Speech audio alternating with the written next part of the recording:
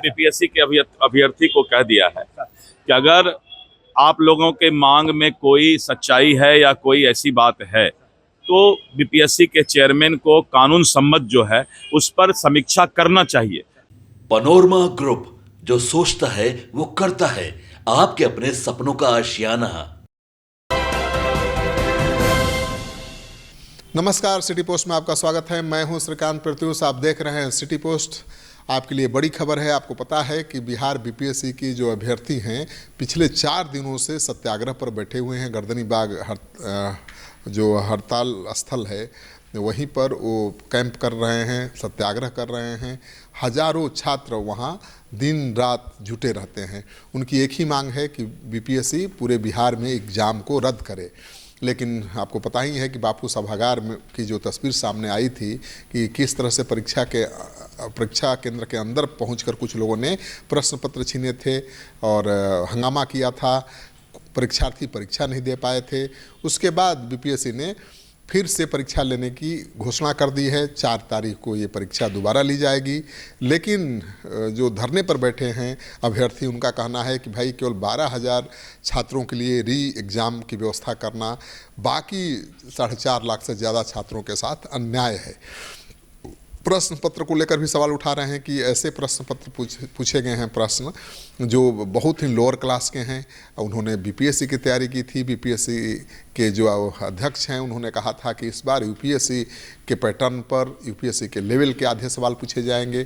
लेकिन ये तो सिपाही भर्ती वाला सवाल पूछ दिया गया है। तो जिन्होंने तैयारी की है यूपीएससी और बीपीएससी के लेवल की, वो परीक्षा ठीक से नहीं दे पाए। तो प्रश्न पत्र तो बहुत आसान था, इसको लेकर भी चर्चा थी। लेकिन कभी कभी आसान प्रश्न पत्र बहुत कठिन भी हो जाता है, क्योंकि तैयारी तो की गई थी कुछ और बात को ध्यान में रख के, और प्रश्न आ गया कुछ अलग स्तर का। तो इसको लेकर भी शिकायत है। और छात्रों का, अभ्यर्थियों का ये भी कहना है कि केवल बापू सभागार में ही विलम्ब से प्रश्न पत्र नहीं मिला है। केवल बाबू सभागार में ही गड़बड़ी नहीं हुई है, बल्कि पूरे बिहार में हर जगह पर उन्हें 15 से 20 मिनट विलम्ब से पेपर मिला है। लेकिन उनको परीक्षा देने के लिए, कॉपी लिखने के लिए अतिरिक्त समय नहीं मिला। तो उनको अतिरिक्त समय मिलना चाहिए। तो राजनीतिक दलों के नेता भी वहाँ पहुँचने लगे हैं, छात्रों के सत्याग्रह में शामिल होने लगे हैं। कल आरजेडी के कई नेता पहुँचे थे, कांग्रेस के नेता पहुँचे थे। और अब खबर आ रही है कि तेजस्वी यादव ने ऐलान कर दिया है कि कल से वो छात्रों के साथ सत्याग्रह पर बैठेंगे। तो और हाई वोल्टेज ड्रामा होगा। मुझे लगता है कि अगर आयोग ने समय रहते कोई फैसला नहीं लिया तो छात्रों का ये जो सत्याग्रह है बहुत बड़ा राजनीतिक मुद्दा बन जाएगा। क्योंकि तेजस्वी यादव तो पहले दिन से ही छात्रों के साथ खड़े दिखाई दे रहे हैं, और अब वो सत्याग्रह पर बैठेंगे तो तेजस्वी यादव का बैठने का मतलब कि पूरी पार्टी इन्वॉल्व हो जाएगी। अब केवल छात्रों का, अभ्यर्थियों का आंदोलन नहीं रह जाएगा, बल्कि विपक्ष का आंदोलन हो जाएगा। तो मुझे लगता है कि सरकार को भी हस्तक्षेप करना चाहिए, क्योंकि चुनावी साल है 2025 का, विधानसभा का चुनाव होना है। विपक्ष के हाथ बैठे बिठाए एक बड़ा मुद्दा हाथ लग गया है। तो जब शिक्षक और छात्र दोनों आर पार के मूड में आ जाएं तो सरकार का क्या होगा। तो मुझे लगता है कि ये मामला और तूल पकड़ेगा। राजनीति का सबसे बड़ा मुद्दा बनने जा रहा है बीपीएससी की परीक्षा।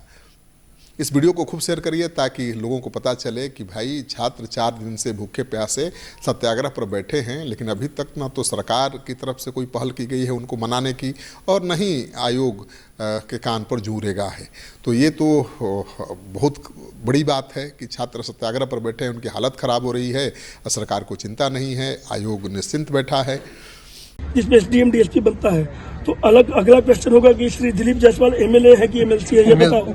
तो सर बच्चा तो तैयार होगा ना, वो तो बच्चा तैयार होगा। ये पूछेगा कि आप कौन से मंत्री हैं, क्योंकि उसको अगर आप बोल रहे हैं कि सवाल यहाँ पूछना होगा तो सर एक अदना सा लड़का वो चीज़ रख जाएगा, क्योंकि मंत्री पे एक क्वेश्चन उसको पूछना होगा, खेल पर एक क्वेश्चन पूछना होगा। अगर नहीं पूछता है तो सर, अगर नहीं पूछता है तो फिर बेईमानी हो गया।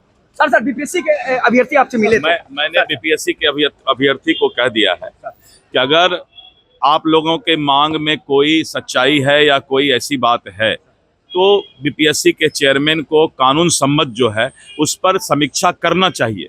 सरकार और आयोग संवेदनशील है और संवेदनशील हो करके अगर उसमें कोई खामियां है तो उस खामियां को दूर करना चाहिए।